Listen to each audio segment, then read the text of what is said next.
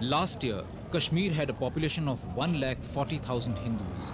In the last 6 months, more than 1 lakh Hindus have fled their homes, many with just their clothes on their backs. Several pockets of Hindu population like Habba Kadal, Renawari and Karan Nagar have become ghost towns. There were numerous pressures that forced these Hindus to leave. Children had no schools to go to. Colleges were closed. Weeks of curfew had converted homes into prisons, often without electricity, water and food. But most of all, it was the tension of being a minority in an increasingly fanatical atmosphere, where the very air they breathed was laden with violence and fear. They have left secure jobs, sometimes of 20 years, established businesses running for generations, and even properties and orchards to a blank, uncertain future with marginal help from the government. Why, they ask, should we be refugees in our own country? हम डर गए उन लोगों से, फिर हमने सब सामान उठाकर यहाँ आए हैं. Suddenly, her mother, who was sitting next to her, began to weep. दुखी इसलिए है कि इसकी 3 बेटियां हैं, बड़ी बेटियां हैं. मैं भी इसकी एक बेटी हूँ. ये इसलिए रोती है. हम क्या करेंगे?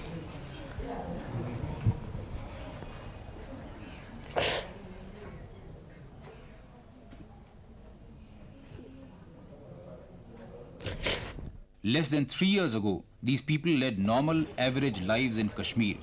In the last 6 months, that normal world is now sadly part of their good old days nostalgia.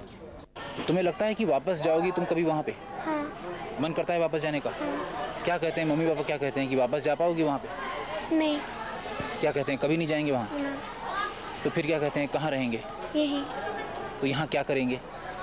पता नहीं. Large-scale migration began when the release of Rubia in exchange for 5 militants led to mass hysteria in most parts of the valley. The next phase came in the 3rd week of January when huge processions were taken out in the valley, processions in which many Hindus were forced to march in front. हम मजबूर थे, हमारे हाथ बंधे हुए थे, उनके नारे थे कि अगर आप नहीं निकलेंगे हम आपको मारेंगे. ये उनके क्या नारे लगाए आपने? पाकिस्तान जिंदाबाद, यहाँ क्या चलेगा, निज़ाम Mustafa. Hopelessly outnumbered, most of the 1,40,000 Hindus in the valley of a population of more than 30 lakh Muslims panicked and fled. More than 90,000 of them sought refuge in Jammu, Udhampur, Nagrota and Kathua. Another 6,000 moved to Delhi. More than 2,006 reached Amritsar and other parts of Punjab. Yet another couple of thousand scattered in various other directions. The government has so far made only marginal arrangements for their rations. A large majority of them have not found accommodation in the limited number of camps set up by the government. मुझे पहले भी threatening आ रही. अब आप वापस जाएंगे कभी? नहीं, मैं नहीं जा सकता. तो क्या करेंगे आगे? क्योंकि यहाँ अगर वहाँ से वो ऑफिसर ही है, उससे बेहतर है यहाँ गली कोचों में भीख मांगना और अपने आल को पालना, आज़ादी से रहना, बगैर किसी थ्रेट के यहाँ पर अपने बच्चों के साथ रहना. सारा परिवार आ गया? सारा परिवार. कोई वहाँ नहीं बचा? नहीं महाराज, नहीं, उधर कोई नहीं. क्यों चले आए आप लोग? जब वहाँ पर ऐसे सब लोग आ गए तो हम भी आ गए. क्या कहेंगे उधर? The migrants have had to leave behind everything. Their bank accounts and valuables kept in lockers are practically frozen. There are hectic distress sales of ornaments by the women in order to subsist. In Jammu, land prices and house rents have shot up all of a sudden. जब हम अपना सामान लेकर आने लगे तो वो बोलते हैं इधर की कमाइयाँ इधर ही रहेगी, तुम खाली आ जाओ. हम खाली 3 कपड़े में आए वापस. मतलब प्रॉपर्टी सेल नहीं कर पा रहे हैं लोग? नहीं हो सकता है. क्यों, ऐसा क्या? उन्होंने वो किया है ऐसा प्रोग्राम कि हम किसी हिंदू की प्रॉपर्टी नहीं खरीदेंगे. इसका क्या मतलब हुआ? यही कि मतलब मुफ्त में मिलेगी. People who are doing well now find themselves looking for employment.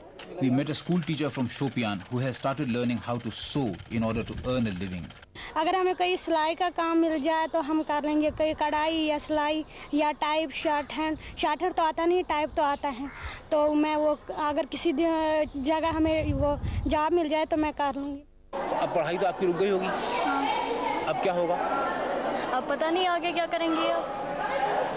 क्या कहते हैं पिताजी? पिताजी तो कहते हैं अब ऐसे ही बैठना है. Kashmiris in the valley have now begun to feel the economic pinch. In contrast with the prolonged bunds witnessed earlier, There is now an urge to open shops even in the brief periods of relaxation of curfew. हम देखेंगे कश्मीर को हम छोड़ेंगे नहीं। क्यों छोड़ेंगे कश्मीर को? वो हमारा खून है, हमारी मातृभूमि है। क्यों छोड़ेंगे? जो वहाँ पर पाकिस्तान मांगे हम उसको उठा के पाकिस्तान में फेंक देंगे, मगर पाकिस्तान वहाँ पर बनने नहीं देंगे।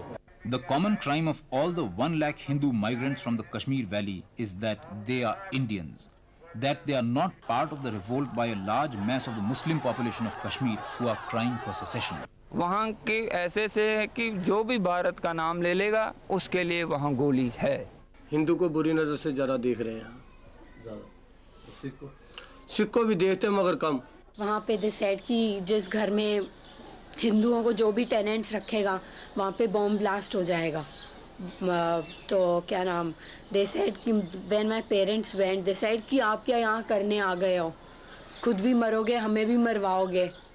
हिंदू जो भी है वो हिंदुस्तानी है, वो कैसे बर्दाश्त करेगा कि भाई पाकिस्तान है या आज़ादी है।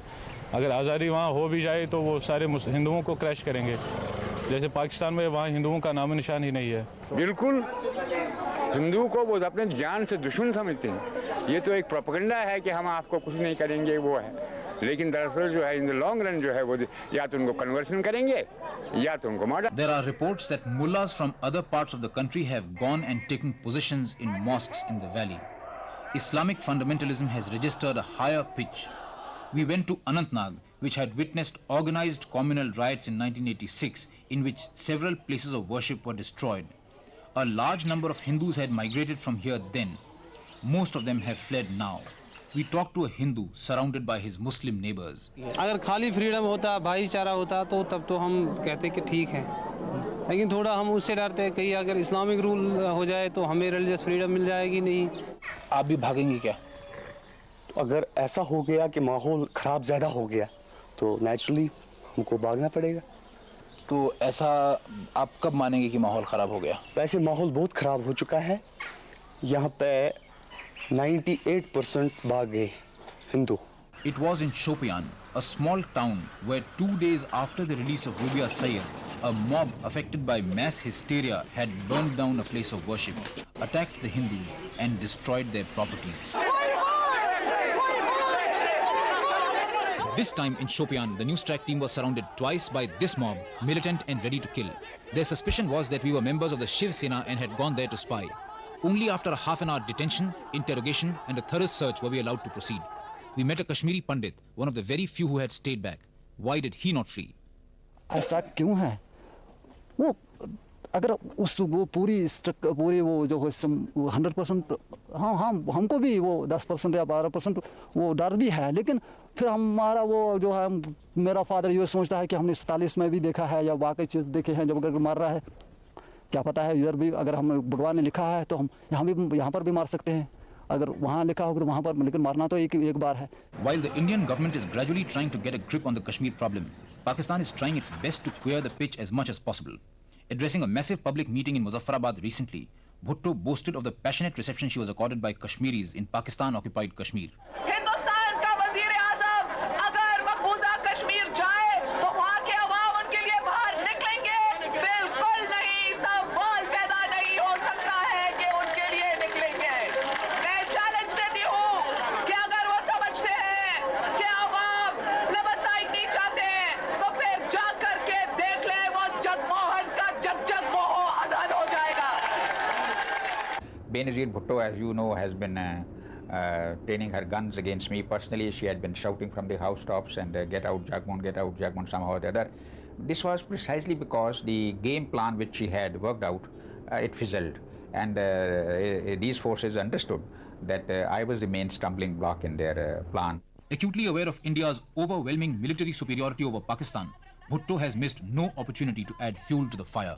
अगर वियतनाम के अंदर एक छोटा सा मुल्क बड़े सुपर पावर के साथ मुकाबला कर सकता था, और अगर चाइना के अंदर लॉन्ग मार्च के बाद चाइना के अवाम आजादी हासिल कर सकते थे, अगर अफगानिस्तान के अंदर अफगानिस्तान के अवाम एक सुपर पावर का मुकाबला कर सकते हैं, तो आप कोई सुपर पावर नहीं है कि कश्मीर के अवाम आपके साथ मुकाबला करके अपना हक लाए।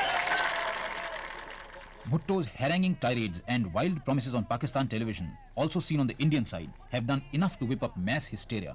कश्मीर के बहादुर अवाम मौत से नहीं डरते हैं क्योंकि वो मुसलमान हैं।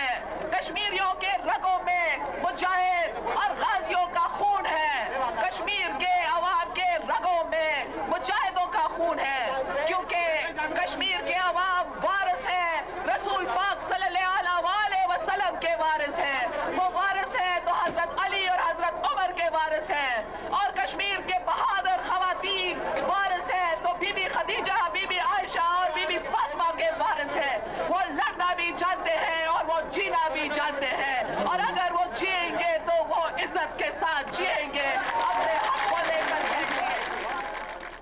As the death toll rose in the province of Sindh, Bhutto exposed her own weakness by calling the Pakistani army to crush the agitation in Sindh. Pakistan का रोल हमारे लिए ठीक नहीं है। कैसे? वो हमेशा चाहता कश्मीरी को जलील करना, वो नहीं चाहता कश्मीरियों को इज्जत मिलना चाहिए। नहीं, वो अपने घर नहीं संभालते। देखो कितने 100 आदमी मर रहे हैं वहाँ कोई हिंदू मुस्लिम लड़ाई नहीं है, वहाँ आपस मुसलमान को मारते हैं। उससे अच्छा हम हिंदुस्तान में बैठे हैं, हमें इज्जत है, भाईचारा है, सब कुछ है। आवाम की दिल की धड़कन सुननी चाहिए, नहीं तो आप देखेंगे कि कश्मीर के अवाम बहादुरी के साथ, दिलेरी के साथ अपनी आज़ादी खुद लेंगे। हर शहर से एक ही आवाज बुलंद होगी, आज़ादी। हर एक गांव से एक ही आवाज बुलंद होगी, आज़ादी। हर मस्जिद से एक ही आवाज बुलंद होगी, आज़ादी। हर स्कूल से एक ही आवाज बुलंद होगी, आज़ादी। बच्चा बच्चा कहेगा आज़ादी, आज़ादी, आज़ादी।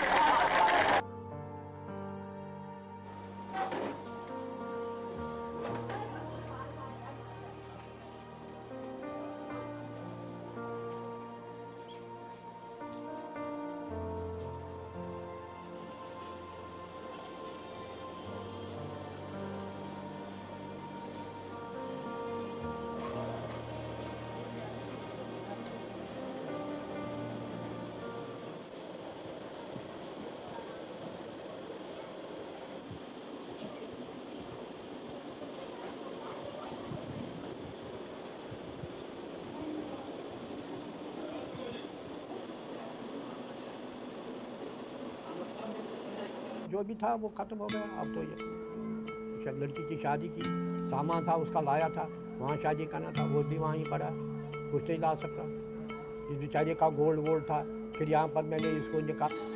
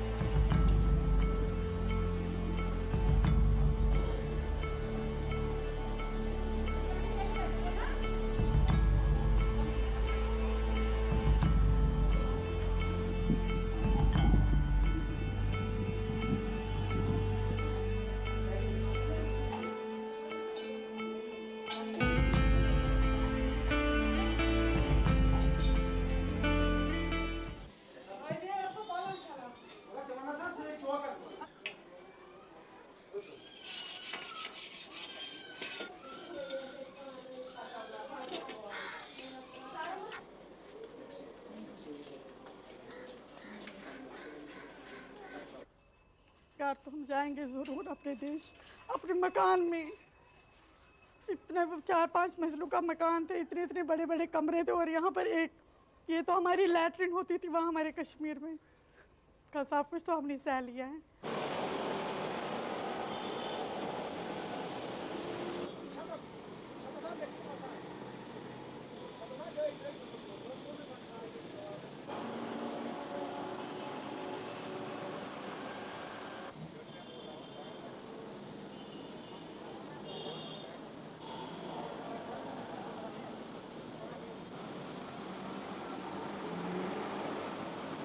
मेरे को क्या चीज़ है यहाँ पर, जबकि गवर्नमेंट 1500 रुपये देती है, तो उसमें आप बताइए मैं क्या कर सकता हूँ। ज़्यादा से ज़्यादा मैं अगर यहाँ पर दुकान पर बैठता हूँ दिन भर पूरा, सुबह 9 से शाम को 9 बजे तक, ज़्यादा से ज़्यादा 100 रुपये या 50 रुपये में कमाऊँगा।